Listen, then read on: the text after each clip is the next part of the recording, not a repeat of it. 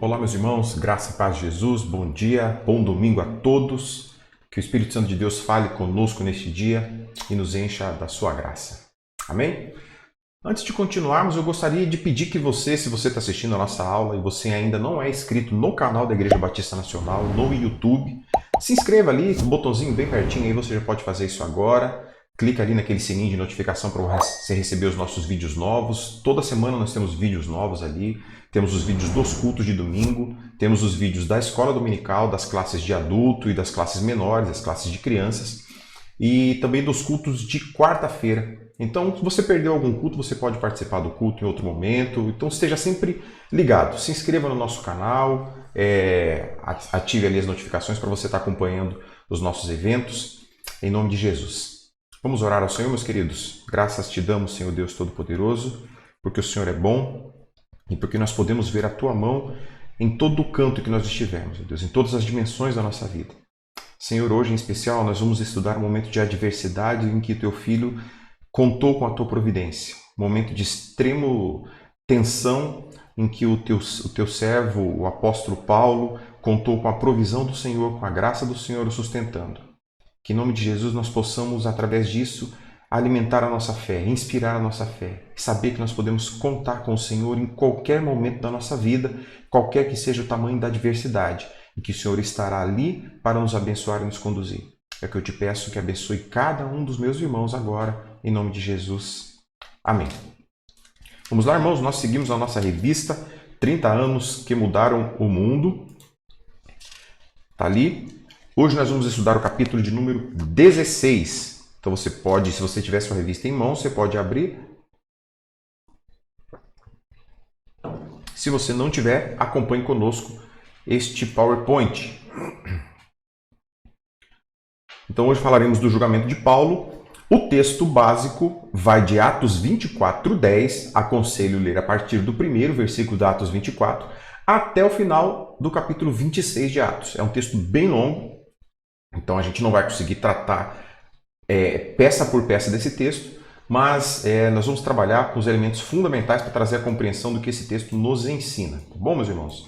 Então, o nosso texto básico é o texto de Atos, capítulo 24, versículo 16, que diz assim, eu trago em 3 versões para aumentar um pouco a dimensão do nosso entendimento desse texto. Inclusive, aconselho, textos mesmo que simples, só o fato de você ler esse texto em versões diferentes já traz uma compreensão um pouco maior para depois você começar a fazer a tua exegese. Então, você tem versões, você não tem os aplicativos de celular, apontam várias versões ali que você pode utilizar. Então, diz assim, NVI, por isso procuro sempre conservar a minha consciência limpa diante de Deus e diante dos homens. Então, aqui Paulo trata desse elemento imaterial tão presente na nossa vida e que fala tanto ao nosso coração, que é a nossa consciência. Consciência é aquilo que está em nós e aquilo que é ativado em nós em todo o tempo, mas em especial naqueles momentos de solitude ou aqueles momentos de solidão também. Aquele momento em que você encosta a sua cabeça no seu travesseiro e ali há uma voz interior que fala contigo. Essa voz interior não é sempre o Espírito Santo e não é sempre a sua carne, mas é a sua consciência. Ela vai estar te alertando de algumas coisas. E quanto mais pura essa consciência estiver, quanto mais limpa de erros racionais, de erros intencionais essa consciência estiver, melhor vai ser a forma de vermos e enxergarmos a vida. Por isso que Paulo apela para esse elemento imaterial chamado consciência. E nas outras versões que eu trago, a Almeida Revista Corrigida diz, por isso procuro sempre ter uma consciência sem ofensa. Um pouquinho diferente de manter, conservar. Conservar pressupõe que você já tem e você apenas quer manter. Paulo está entendendo que, nessa tradução da Almeida Revista Corrigida, que a gente precisa adquirir essa consciência. Porque assim como todas as demais dimensões da nossa vida, essa consciência também foi corrompida pelo pecado de Adão e nós nascemos com essa consciência corrompida. Por isso nós precisamos adquirir uma consciência sem ofensa, tanto para com Deus quanto para com os homens. Uma consciência limpa diante de Deus, nesse relacionamento vertical, e diante dos homens, nesse relacionamento horizontal. E por fim, NBV nos diz, por causa disso, procuro, e aqui acrescenta um elemento importantíssimo na nossa compreensão, Procuro com toda a minha força manter sempre uma consciência limpa diante de Deus e dos homens. Percebe como as versões se complementam? Não se contradizem, se complementam, né? Procuro com toda a minha força. É algo que exige esforço. Não é algo que a gente adquire na passividade da vida, dormindo, tranquilizando, tomando milkshake. É algo que exige esforço. Ter uma consciência limpa, manter uma consciência limpa exige esforço. Outra observação que a gente faz acerca de manter a consciência limpa: a consciência será efetivamente limpa quando ela for lavada pelo sangue de Cristo. A única coisa que pode manter uma consciência limpa é essa lavagem pelo sangue de Cristo. Isso porque a consciência é algo que a gente nasce com ela vem do nosso caráter, da nossa natureza pecaminosa inerente. Portanto, ela é variável, ela flui de pessoa para pessoa. Se você for conversar com um ladrão, e esse ladrão vai ter a consciência limpa diante de um roubo que ele cometeu de uma pessoa que tinha mais bens que ele. Por quê? Porque na sua consciência é justo ele ter algo que outra pessoa tinha de sobra. É justo compartilhar algo que outra pessoa tinha de sobra. Então a consciência desse ladrão vai estar limpa. Essa frase eu já ouvi diversas vezes. Eu vi, eu quis e eu peguei. Então você observa como esse entendimento fluido de consciência pode variar de pessoa para pessoa. Qual é a única coisa que uniformiza a nossa consciência? É o sangue de Jesus, é o Evangelho, é a fé que vem a partir da palavra do Senhor. Essa fé uniformiza a nossa consciência. A nossa consciência é levada cativa a Deus. A partir daí, o que torna-se padrão para nós é aquilo que torna-se padrão para o Senhor, pelas Escrituras devidamente reveladas. Então tá aí, 3 textos, que é o texto básico do nosso entendimento. Ter, manter, conservar com muito esforço uma consciência limpa diante de Deus e diante dos homens. Certo? Então vamos lá. Objetivos da nossa lição: perceber que precisamos, como cristãos, dar testemunho do nosso amor a Cristo. Observa que o texto que nós lemos anteriormente, ele fala que nós devemos manter a consciência limpa diante de Deus e dos homens. Não exclui esse relacionamento horizontal. E o objetivo da nossa lição, o objetivo primário é: precisamos dar testemunho do nosso amor a Cristo. Ou seja, não basta nós amarmos a Cristo, nós precisamos testemunhar esse amor. E testemunhar onde? Com o microfone, falando, eu quero testemunhar? Não, testemunhar é aquela forma de viver que indiretamente mostra o que nós somos. Não é testemunhar em momentos solenes, não é testemunhar em momentos específicos para aquilo. É testemunhar vivendo. Aquilo que nós falamos na quarta-feira, no culto de quarta-feira. Viveram a vida para a glória de Deus. Se você perdeu esse culto, não assistiu essa mensagem, sugiro que você volte e compreenda. Está lá no nosso Facebook da igreja, tá? Segundo objetivo: desafiar-se a testemunhar de Cristo, mesmo que isso possa trazer sofrimento.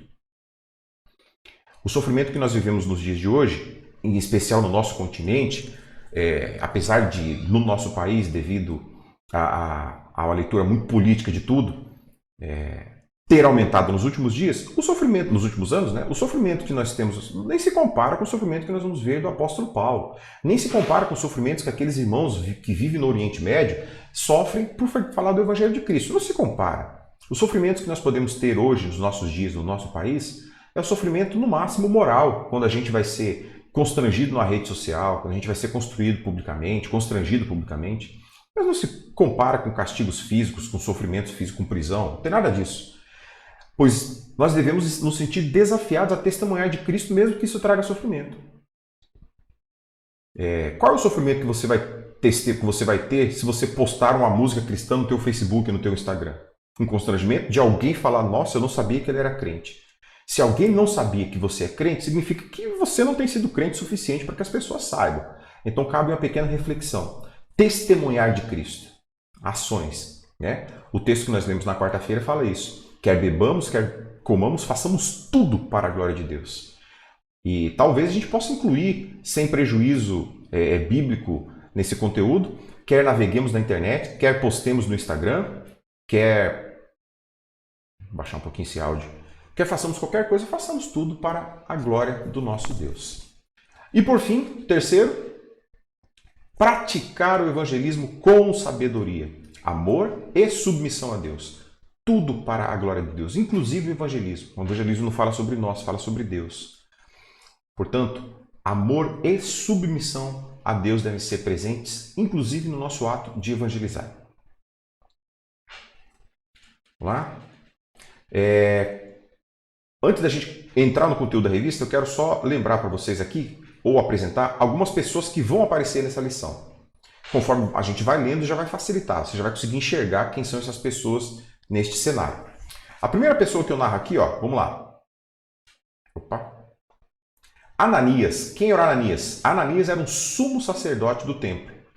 Ele era nomeado por Herodes Agripa II. Observe como a religião judaica estava profundamente influenciada pela política, pela governança da nação, né? Quem nomeou o sumo sacerdote foi Herodes Agripa II.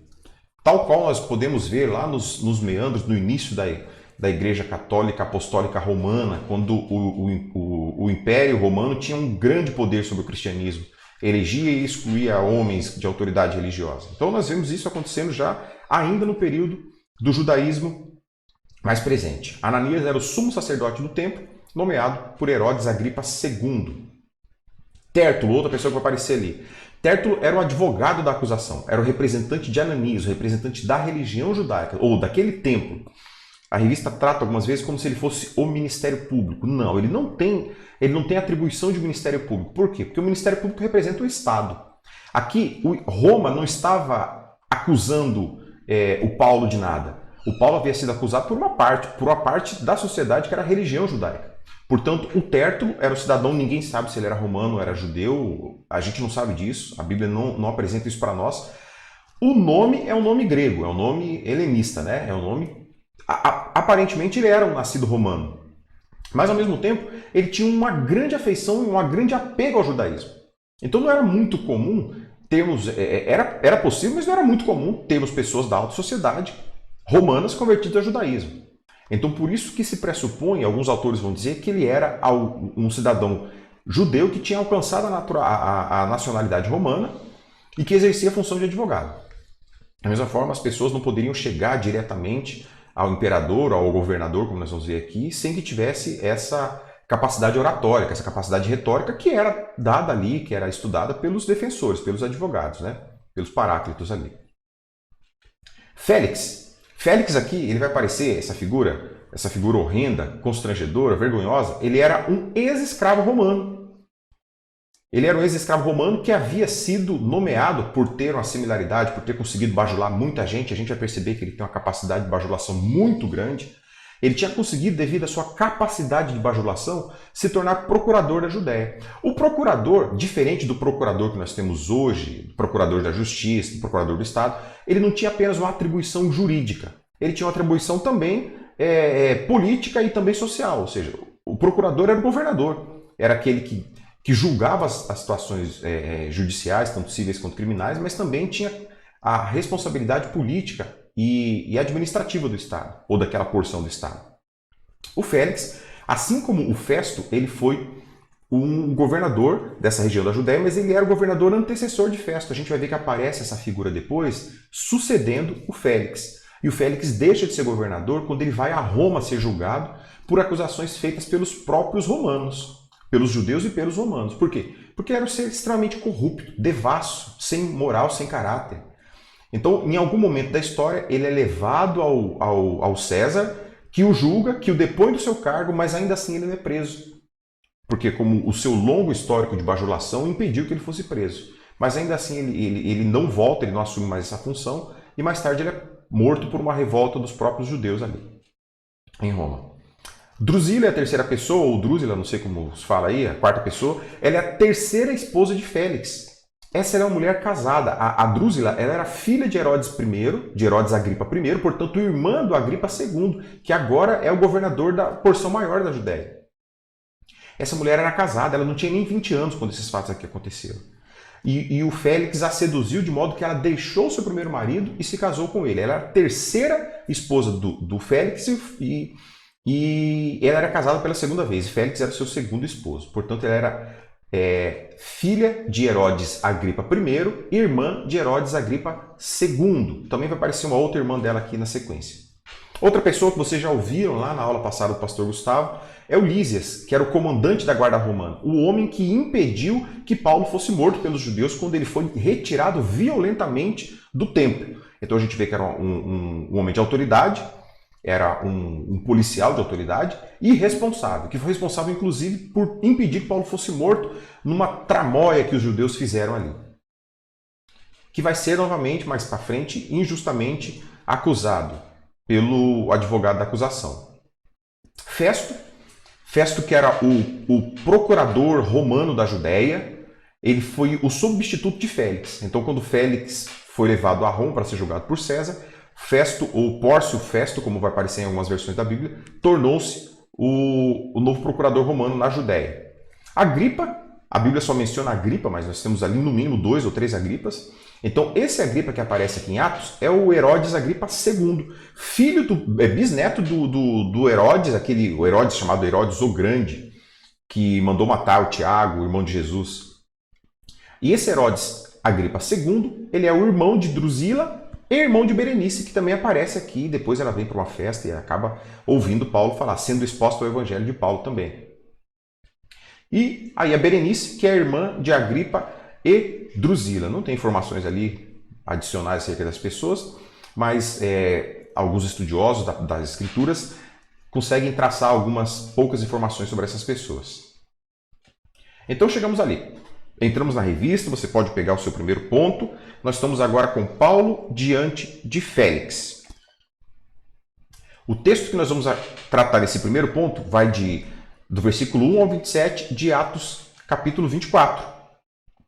Antes disso, você vai lembrar que o Senhor Jesus já havia anunciado aos seus apóstolos, aos seus discípulos, que eles sofreriam todo esse tipo de mal. Na revista traz para nós lá o texto de Mateus 10, 17 e 18, onde Jesus diz o seguinte: e acautelai-vos dos homens, porque vos entregarão aos tribunais e vos açoitarão nas suas sinagogas. Por minha causa serei levados à presença dos governadores e de reis, para lhes servir de testemunho a eles e aos gentios.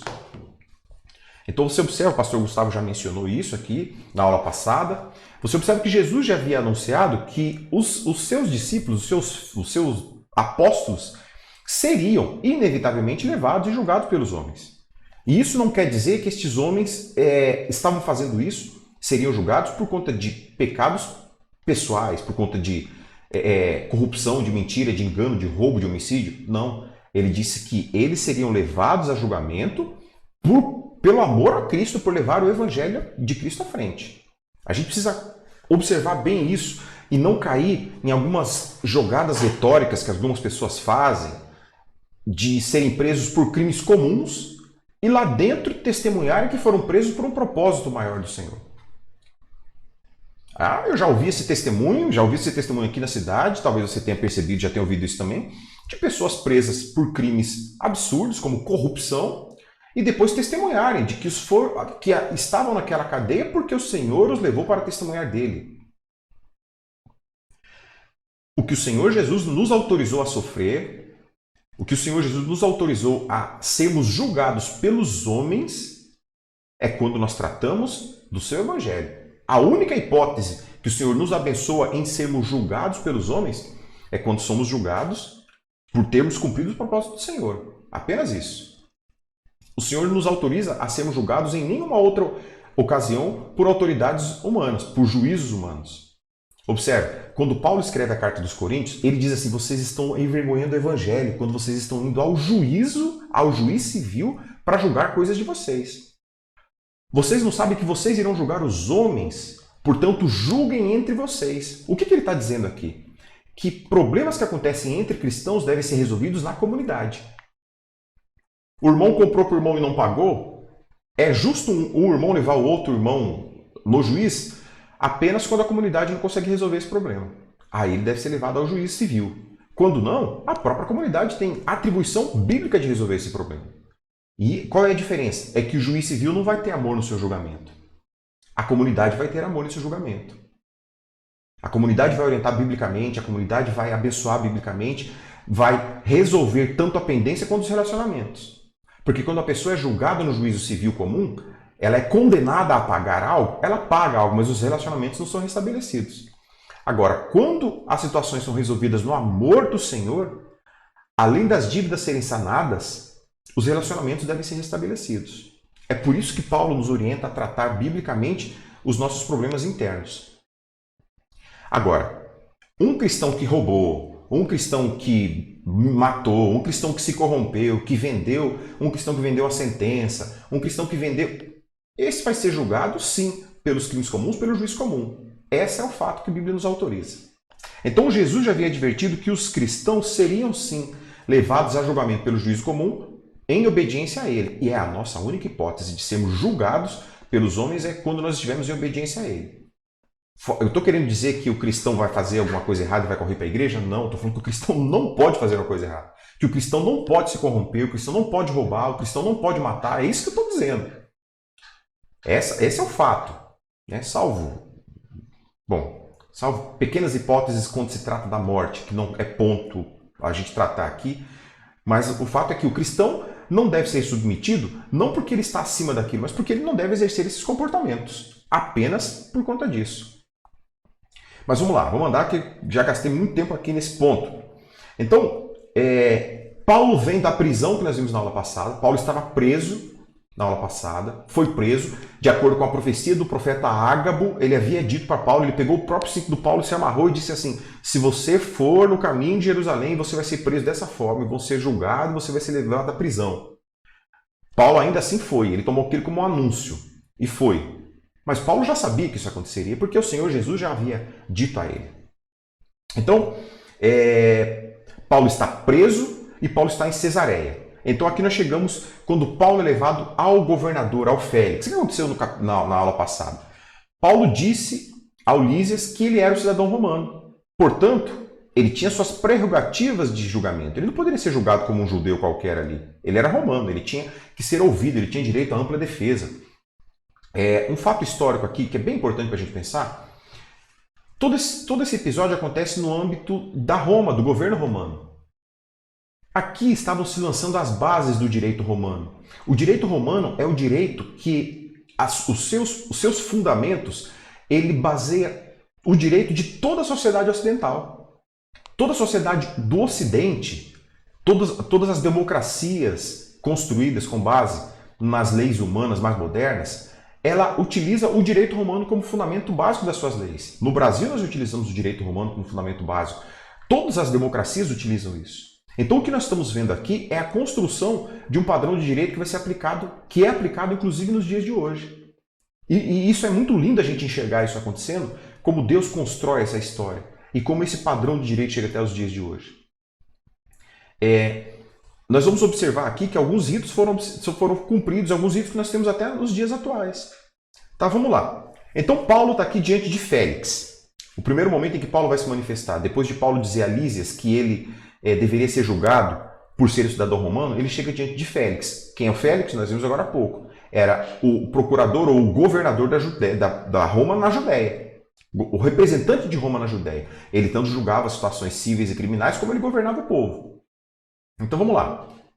Essa é uma imagem é uma encenação de Festo, né? Félix sentado ali e o Festo ali fazendo toda a sua pompa, toda a sua dramaturgia na defesa. Então está ali o Tértulo.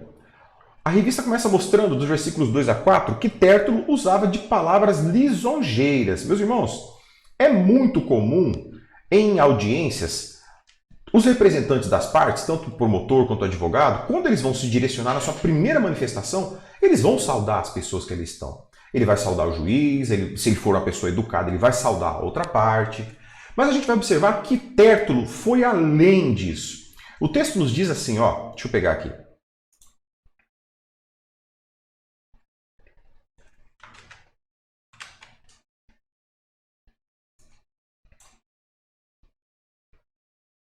Olha lá, 2 a 4, né? E sendo chamado, Tértulo começou a acusá-lo, dizendo: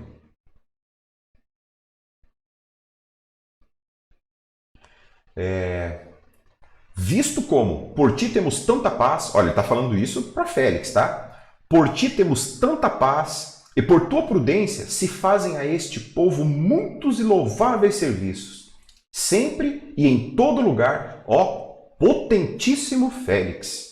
e com todo o agradecimento queremos o reconhecer.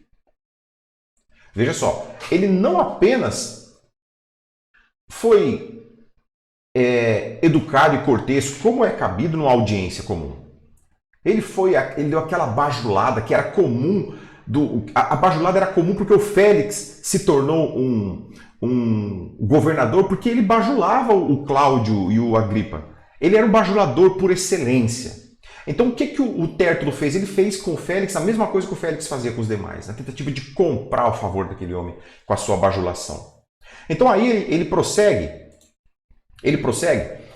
com a sua acusação. Do 4 ao 9, ele vai fazer as acusações contra Paulo. Então eu não vou ler esses textos porque eu já estou vendo aqui que eu estou com 28 minutos de aula, e então eu não posso adiantar muito. Mas veja só, se você for ler esse texto, você vai observar que entre as acusações de Tértulo contra Paulo estão a incitação dos judeus contra o Império Romano. Ele diz que Paulo incitava os judeus contra o Império Romano.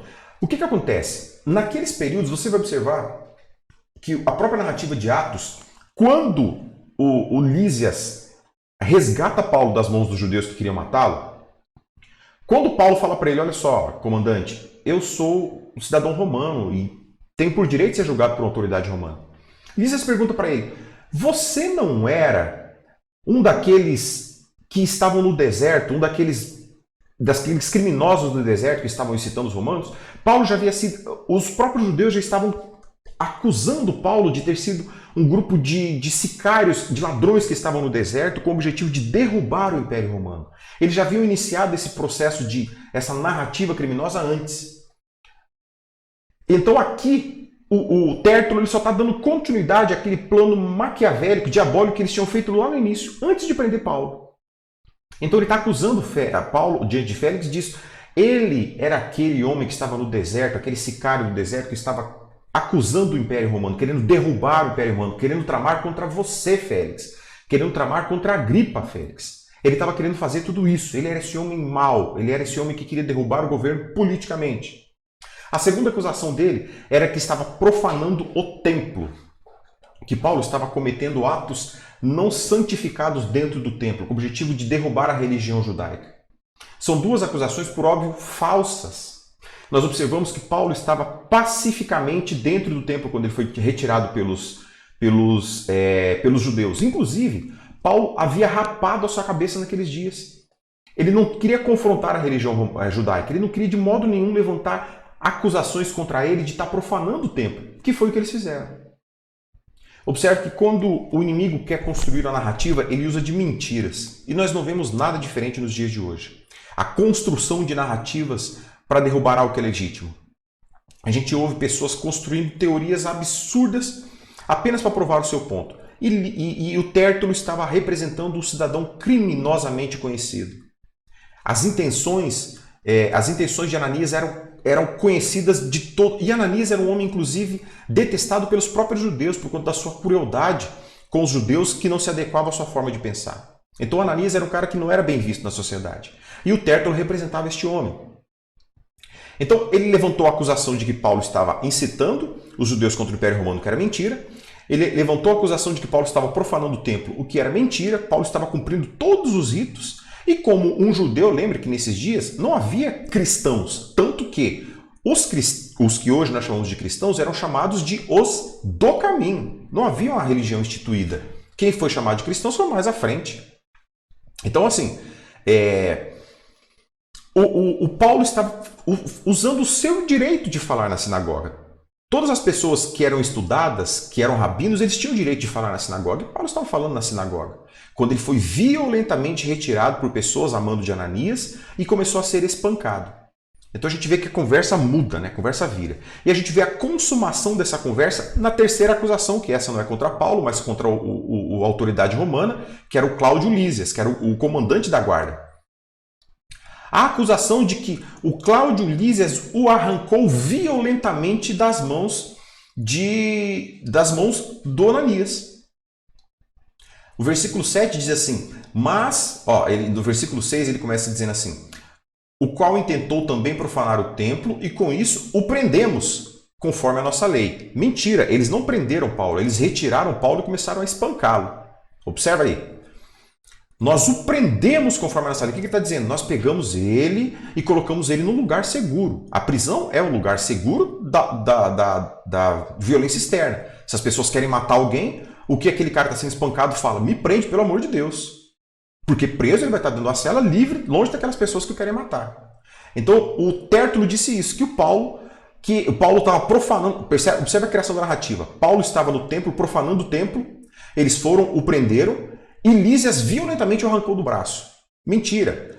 Paulo estava tranquilamente dentro do templo pregando o evangelho, usando a sua prerrogativa de rabino, a sua autoridade religiosa.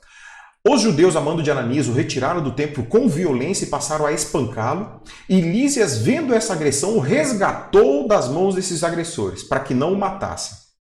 Ele diz no versículo 7, mas sobrevindo o tribuno Lísias, nolo tirou dentre as mãos com grande violência, mandando aos seus acusadores que viessem a ti.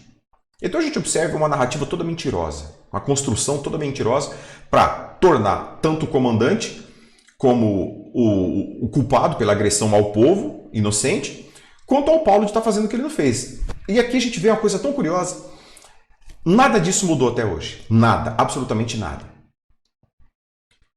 Se um cidadão é preso na sua casa, se você prende esse cidadão na sua casa em flagrante delito por estar tentando roubar alguma coisa, por estar oferecendo alguma violência para sua família, tentando estuprar sua mulher e sua filha, e você prende esse cidadão, e você leva esse cidadão à autoridade, a polícia prende esse cidadão na sua casa e leva. Tem um elemento criado pela lei, criado pelas câmaras competentes, legislativo da nação, deputado e senador, enfim, que leva esse cidadão a um elemento chamado audiência de custódia. Nessa audiência de custódia, não vai ser questionado o que a pessoa fez, mas vai ser questionado o seguinte: a polícia que te trouxe aqui te bateu? Se ele falar sim, ele me bateu, automaticamente é instituído um processo contra aquela autoridade policial que levou. E esse cidadão, com certeza aquele que foi preso em flagrante delito, ele vai ser solto naquele dia ou em outros dias, se ele não tiver algum mandado de prisão em aberto, ele vai ser solto em alguns dias, em alguns momentos ele vai estar na rua, talvez na própria audiência. E é muito comum a própria autoridade policial permanecer na audiência por mais tempo do que o cidadão que foi levado preso. Porque ela vai ser ouvida, vai ser instruído processo contra ele, enfim. Era comum naquele tempo. O Tértulo tentou dizer que quem era o malvadão? O Lísias. Por quê? Porque Lísias impediu que Paulo fosse morto na mão deles como eles gostariam que fosse. Então, falsas acusações contra Paulo e contra a autoridade policial. Depois Jesus havia sido... o texto nós já lemos, né? Jesus já havia anunciado tudo isso. Para Paulo não era novidade nenhuma. Paulo sabia que isso aconteceria porque Jesus já tinha dito a ele que aconteceria. Mateus 5,11. Felizes são vocês quando os insultam, perseguem e dizem todo tipo de calúnia contra vocês, por serem meus seguidores. Então nós temos visto ali, que Paulo ali foi acusado de ter cometido crime que ele não cometeu, que é o crime de calúnia, quando você é acusado de praticar um ato definido pela lei como crime, sendo que você não o cometeu. Paulo também ali tem um outro crime que não é romano, mas é um crime tido pelos judeus, que é a profanação do templo.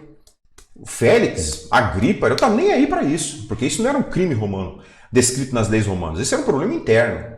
Assim como disseram na acusação contra Jesus, falaram, esse problema é de vocês, isso a gente não tem nada a ver. Essa briga de religião aí é coisa de vocês, não tem nada a ver com o império.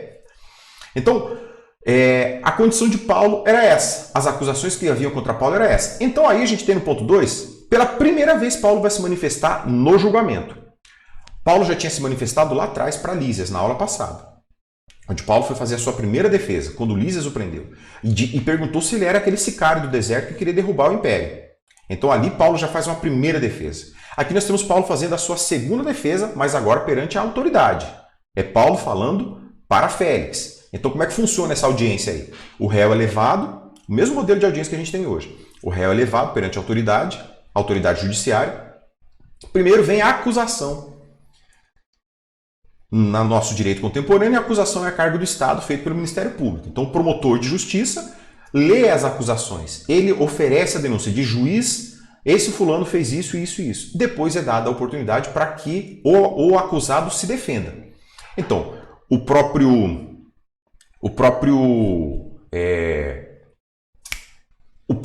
Tértulo fez a acusação contra Paulo e agora Paulo vai fazer a sua defesa. Paulo não tem um advogado.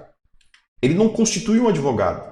E, convenhamos, Paulo não precisava de um advogado. Dificilmente alguém teria o mesmo conhecimento jurídico que Paulo tinha. E a defesa que Paulo vai fazer aqui é uma defesa jurídica com fundamentos religiosos. Ninguém melhor do que Paulo para fazer a sua autodefesa. Então, Paulo, dos versículos 10 a 21, Paulo faz sua defesa.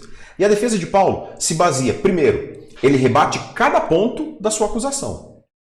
Primeiro, ele não era um profanador nem agitador. Versículos 11 e 12.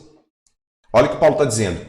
Me acusam de ser profanador e acusador, mas depois de estar ausente vários anos, eu voltei a Jerusalém para trazer esmolas ao meu povo e para oferecer ofertas a Deus. O rito judaico estabelecia que quando os homens fossem oferecer ofertas a Deus, eles estivessem com a sua cabeça rapada. Paulo tinha feito isso.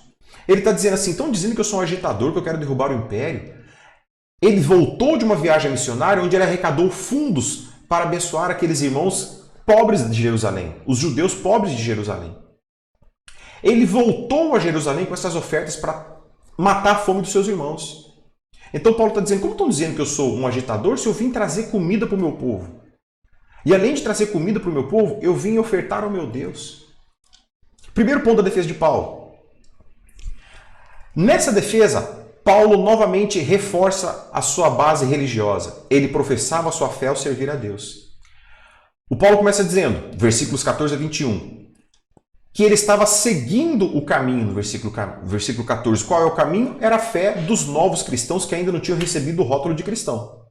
O caminho era a religião daqueles que confessavam Jesus. O que ele estava fazendo? Ele estava seguindo essa fé. Ele cria de acordo com as leis dos profetas. Ele não estava revogando, ele não estava pregando contra a lei e os profetas. Observa aqui que Paulo tem um zelo, um cuidado. É como o pastor Gustavo diz, é aquele volante que joga de terno e gravata. É que ele tira a bola sem fazer falta. Ele prega o evangelho sem desconstruir o que a lei e os profetas diziam. Ou seja, ele estava andando numa linha e se equilibrando em cima daquela linha. Ele conseguia pregar o evangelho e conseguia não ofender os ritos judaicos até aquele momento ali. Ele cria na ressurreição. E você vai observar mais adiante que o ponto maior de conflito ali é justamente a ressurreição. Paulo cria na ressurreição, versículos 15 a 21. Ele mantinha uma consciência pura. Ele não estava ofendendo nem a Deus e nem aos homens. A sua consciência estava pura. E ele estava anunciando a justiça, o domínio próprio e o juízo vindouro. A gente vai ver que essa fala vai causar medo. Mas ele estava anunciando a justiça, o domínio próprio e o juízo vindouro. É importante que a gente raramente fala sobre esse juízo vindouro. Talvez isso que nos deixe muito confortável para fazer o que a gente quer fazer, escondido, porque a gente acha que não haverá um juízo. Paulo está reforçando a realidade do juízo que há de vir.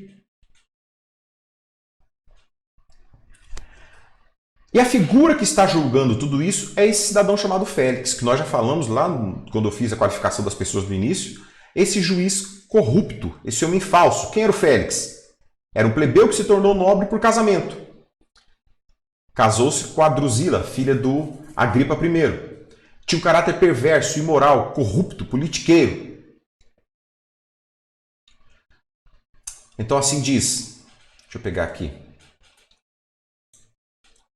o texto de Paulo, né? Depois de estar ausente vários anos, voltei a Jerusalém para trazer esmolas ao meu povo e para oferecer ofertas a Deus. Desta forma, passaram-se 2 anos. Então Félix foi substituído por Pórcio Festo. E como Félix queria ganhar a simpatia dos judeus, manteve Paulo na prisão. Esse corrupto chamado Félix não tinha motivo plausível nenhum para manter o Paulo preso. Mas ele manteve Paulo preso por no mínimo 2 anos sem acusação formal. E a gente vai ver que daqui a pouco os próprias autoridades reconhecem que não havia justa razão para justificar essa prisão de Paulo. Manteve ele preso por 2 anos. Com dois objetivos. Um deles é porque ele queria manter um certo respeito com os judeus. E o segundo porque ele estava aguardando Paulo oferecer dinheiro para ele para ser liberto. Mas Paulo era um cristão. Paulo jamais se renderia à corrupção e ofereceria dinheiro para qualquer que fosse para alcançar qualquer tipo de benefício, ainda que fosse a sua liberdade. Aliás, para Paulo estar preso pelo nome de Cristo era uma grande honra. Imagino eu imagino essa tensão que deveria haver nessa relação. O Félix segurando Paulo preso para que Paulo oferecesse dinheiro a ele, e Paulo sentindo, apesar da sua restrição de trânsito ali, de liberdade de ir e vir, sentindo prazer por estar preso por conta do nome do Senhor. Então, meus irmãos, caminhando. Félix é levado para Roma para ser julgado por Nero, por César, e no lugar de Félix vem Festo. Festo, o texto diz que Festo não era um homem mau e corrupto como era o Félix. Festo era melhor que o seu antecessor e melhor que o seu sucessor.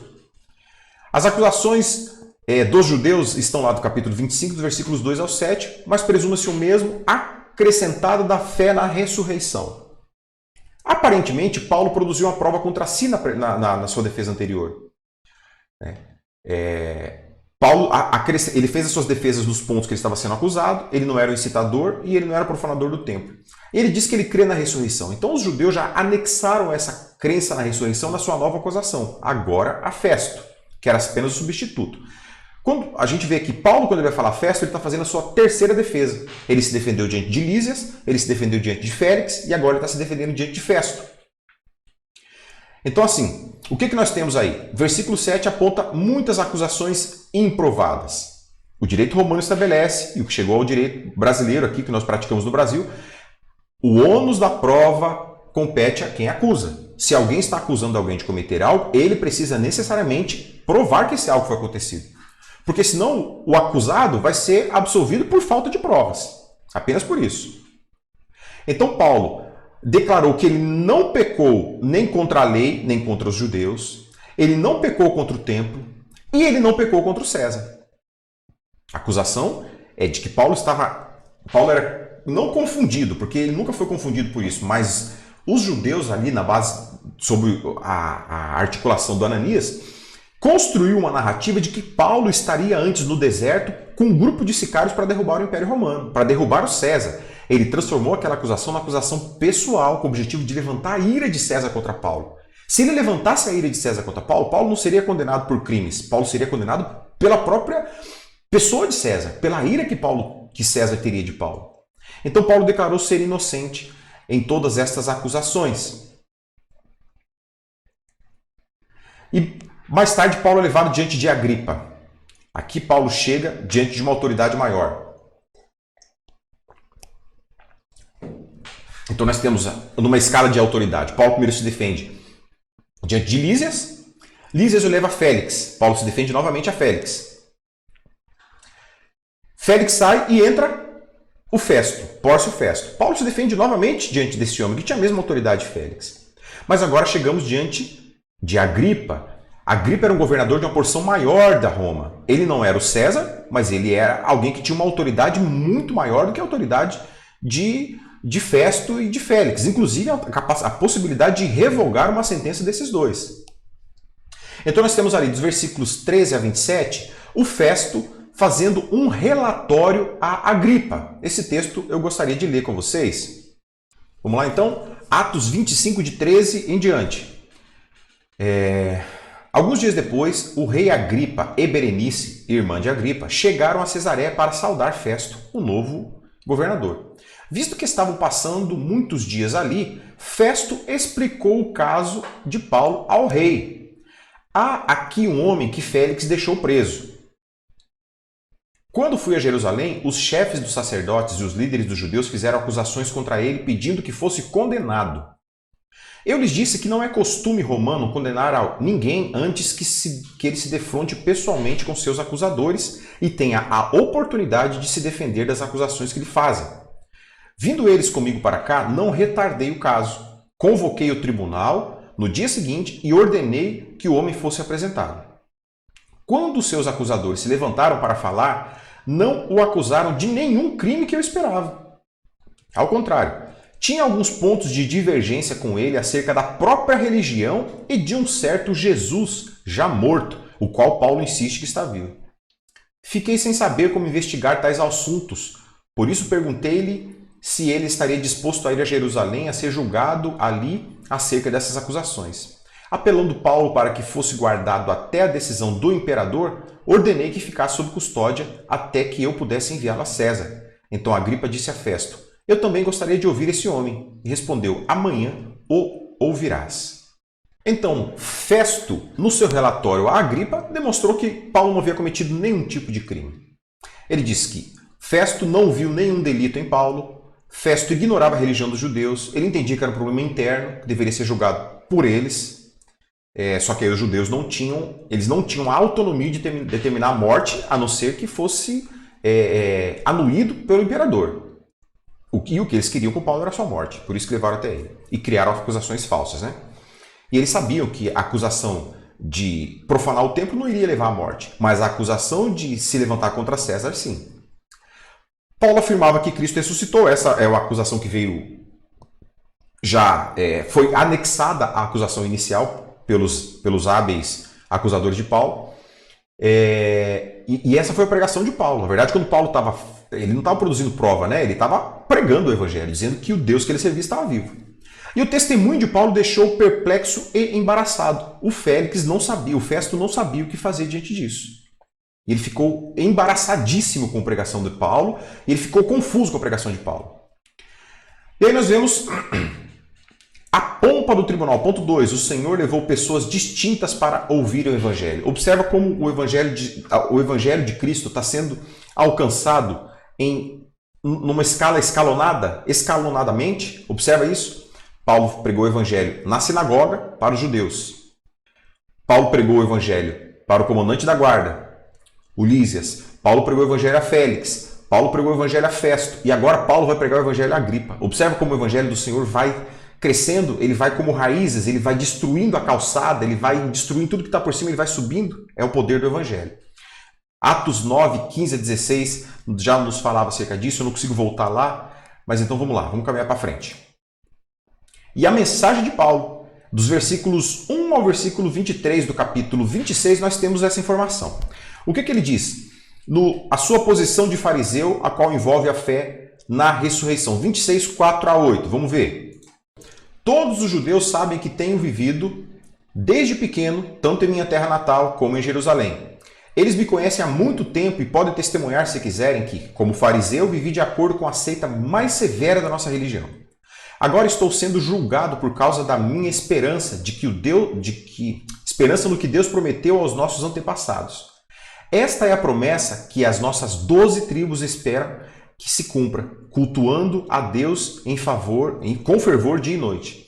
É por causa dessa esperança, ó rei, que estou sendo acusado pelos judeus. Porque os senhores acham impossível que Deus ressuscite os mortos?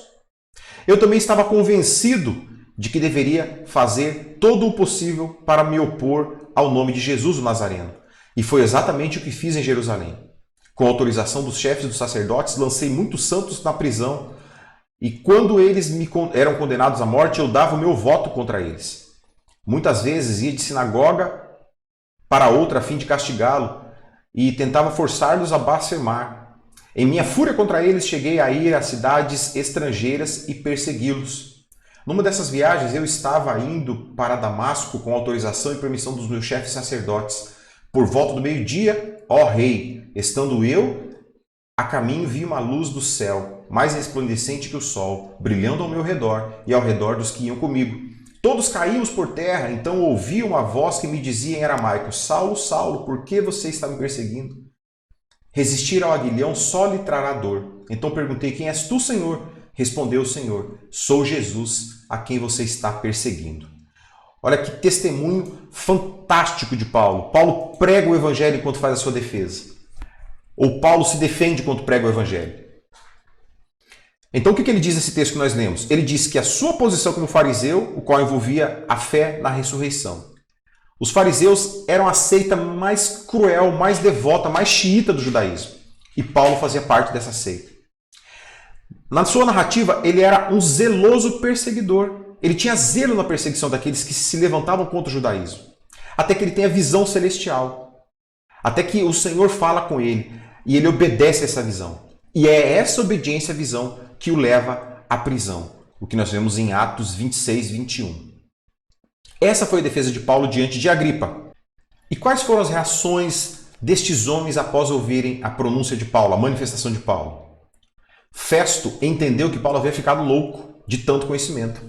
É o que ele diz. As letras te deixaram louco, Paulo. Você está louco de tanto estudar, Paulo. Você está ficando maluco. Você está doidão, Paulo. O que você está falando não tem sentido nenhum. E a reação de Agripa foi diferente. Agripa sentiu-se seduzido pelo evangelho pregado por Paulo. Agripa disse assim: por pouco não me fazes tornar-me cristão. Olha só. É curioso essa reação de Agripa. Porque é uma reação comum em muitas pessoas que são expostas ao evangelho nos dias de hoje. Muitas pessoas que recebem o evangelho de Cristo entendem a beleza do evangelho, mas que quando elas olham para trás, elas entendem que precisarão deixar muitas coisas para trás para seguir esse evangelho. A semelhança daquele jovem rico que não queria abrir mão do que ele tinha para seguir a Cristo. O evangelho de Cristo continua causando os mesmos efeitos nos dias de hoje. Por quê? Porque Cristo é o mesmo, o evangelho é o mesmo e as pessoas são as mesmas. Independente da modernidade que se viva, o evangelho é o mesmo. E o evangelho ele atua no mais profundo, no mais interior das pessoas, na essência das pessoas. E a essência é a mesma, que é uma essência pecaminosa, apegada aos bens materiais, apegada ao poder, apegada à riqueza, apegada à fama, apegada ao prestígio. E as pessoas expostas ao evangelho, que não são convencidas pelo Espírito Santo, elas se sentem seduzidas. Muitas delas se sentem seduzidas. Acham que tem muito sentido, acham que realmente aquilo fala no seu coração, aquilo trouxe paz que precisava. Mas o desapego é muito intenso. Há um livro muito conhecido chamado O Peregrino, de John Bunyan. E esse livro, no primeiro capítulo, ele mostra esse homem que está buscando algo novo da sua vida, está buscando a salvação desesperadamente. Ele, no caminho da salvação, ele encontra dois homens. Um deles é chamado Obstinado e outro é chamado de Volúvel. E este homem fala da busca. Este homem fala da busca que ele tá caminhando, o que ele está procurando, o caminho por onde ele está indo. Ele aponta o caminho e diz que lá está o que ele está buscando. O obstinado endurece o seu coração e volta para trás. E o volúvel decide caminhar com ele. Então, este Agripa sentiu-se seduzido pelo evangelho, mas não rendeu-se a Cristo. Afinal de contas, ele era uma autoridade romana. Ao render-se a Cristo, ele teria que abrir mão de muitas coisas que ele não estava disposto ainda a deixar. Por vezes a gente prega o evangelho a pessoas e a gente ouve a seguinte frase: eu ainda sou muito novo para ser crente, eu ainda preciso viver muita coisa, eu ainda preciso ganhar muito dinheiro, eu preciso trabalhar muito, eu preciso ter muitos relacionamentos, eu preciso ter muitas mulheres, eu preciso ter muitos homens. Quem sabe um dia, quando eu for velho, eu volte para esse negócio de Jesus. Pessoas apegadas demais ao mundo perdem a sua noção de eternidade. E a eternidade é uma noção que a própria palavra diz que existe dentro do coração do homem. Todo homem, independente de crer em Deus ou não crer em Deus, ele tem algo dentro da sua alma que o aponta para a eternidade. Mas esse apego pelo presente destrói a nossa noção da eternidade. Então Paulo, diante de Agripa, nós temos essas reações ali. Festo entendeu que Paulo havia enlouquecido de tanto conhecimento e Agripa sentiu-se seduzido pelo evangelho. Foi o que eu disse há pouco. Concluindo, portanto, meus irmãos, o texto que a revista nos traz de conclusão é o texto de Mateus 10, 32 e 33. Ele diz assim: portanto, qualquer que me confessar diante dos homens, eu o confessarei diante de meu Pai que está nos céus. Mas qualquer que me negar diante dos homens, eu o negarei também diante de meu Pai que está nos céus. O texto nos aponta Jesus como esse elo que nós temos com Deus, esta ligação que nós temos com Deus. Jesus é aquele pelo qual ninguém vai ao Pai se não for através dele. Jesus é aquele que morreu por nós para fazer a ligação entre nós e o nosso Deus. É aquele cujo sangue permite que Deus olhe para nós com amor. É aquele cujo sangue, se não existisse sobre nós, ainda existiria a ira de Deus sobre nós. Jesus é a única ligação entre nós e o nosso Deus. E Jesus está dizendo que todo aquele que o confessar diante dos homens, ele também o confessará diante de Deus. E do contrário, aquele que não o confessar, aquele que o negar diante dos homens, também será por ele negado diante de Deus. O que nós concluímos sobre isso tudo que nós estudamos hoje? Quem sofre por Cristo, sofre com Cristo. Aquele que sofre por amor a Cristo, terá Cristo como seu companheiro de sofrimento. Portanto, não estará sozinho. Não caminhará no vale da sombra da morte sozinho, porque Cristo estará com ele.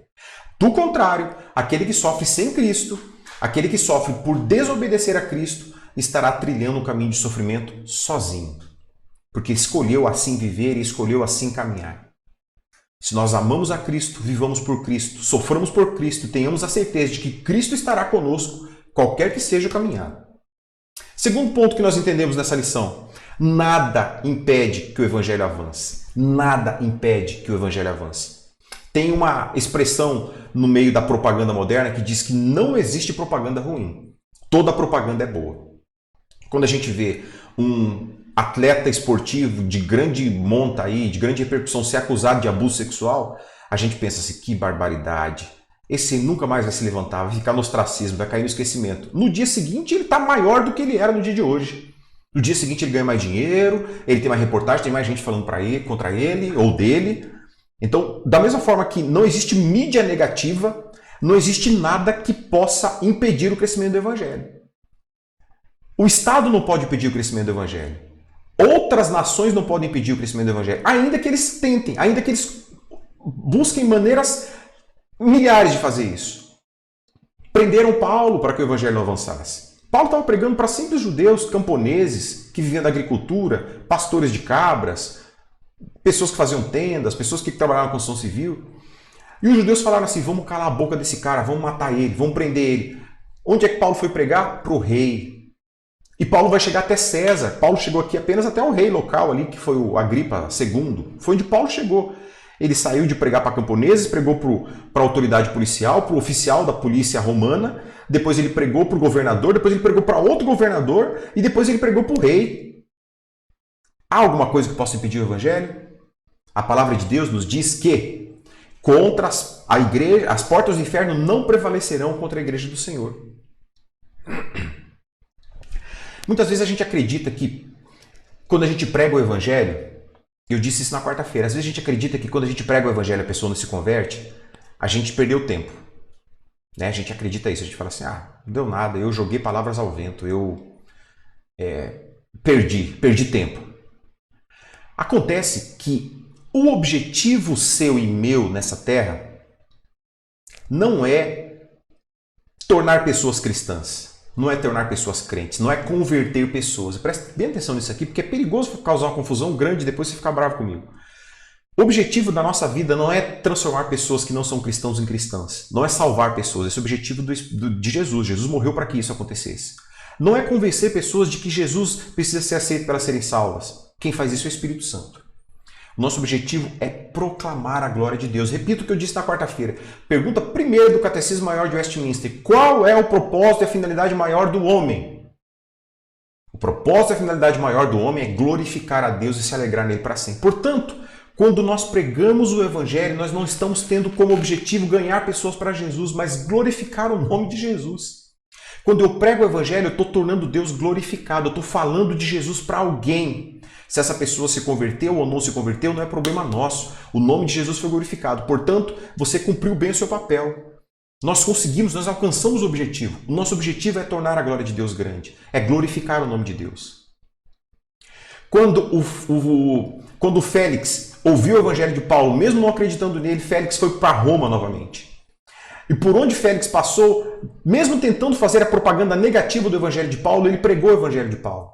Porque ele dizia para as pessoas, deixei preso lá um tal de Paulo, que falava de um tal de Jesus, que morreu e que ressuscitou e que está vivo hoje e que vai viver para sempre e que no dia certo ele vai julgar, ele vai voltar para levar a sua igreja e julgar os vivos e os mortos. Olha aí, ele achando que faria uma propaganda negativa do evangelho, fazia propaganda positiva, trazia glória ao nome de Jesus, glorificava o nome de Jesus. Portanto, meus irmãos, não há evangelização negativa, não há evangelização derrotada. Toda vez que você fala de Jesus, o nome de Jesus está sendo glorificado, independente da pessoa que ouviu do nome de Jesus aceitar ele ou não. Portanto, nada impede que o evangelho avance. E por fim, a glória de Deus, mediante a pregação do evangelho, é o objetivo do cristão. Não se preocupe com o resultado, não se preocupe com o número de conversões. Abandone aquela ideia que a gente sofria antigamente quando qualquer pessoa tomava o pregador, pegava o microfone, o pastor, qualquer um dizia assim, quantas pessoas vocês ganharam para Jesus? Abandone isso, nós não ganhamos ninguém para Jesus. A gente pode no máximo vender um produto, vender um serviço, mas a gente não consegue vender a salvação. A gente não consegue converter pessoas. Pregue o evangelho para a glória de Deus. Viva para a glória de Deus. A glória de Deus, mediante a pregação do evangelho, é o objetivo do cristão.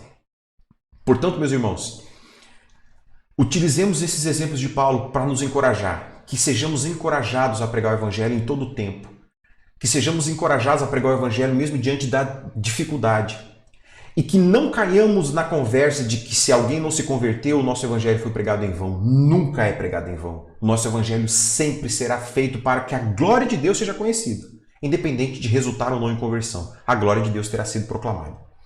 Amém? Que o Senhor Jesus possa ter te abençoado nessa manhã e possa continuar te abençoando ao longo desse dia, até que nos encontremos no nosso culto logo mais. Vamos orar?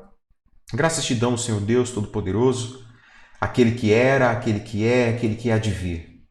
Senhor, que o Teu Espírito Santo nos dê motivação, nos dê alegria, nos dê disposição, nos dê coragem para pegar o Teu Evangelho, para que em nome de Jesus este Evangelho avance, para que pessoas possam se render a Ti e para que em nome de Jesus a glória de Cristo seja vista através de nós.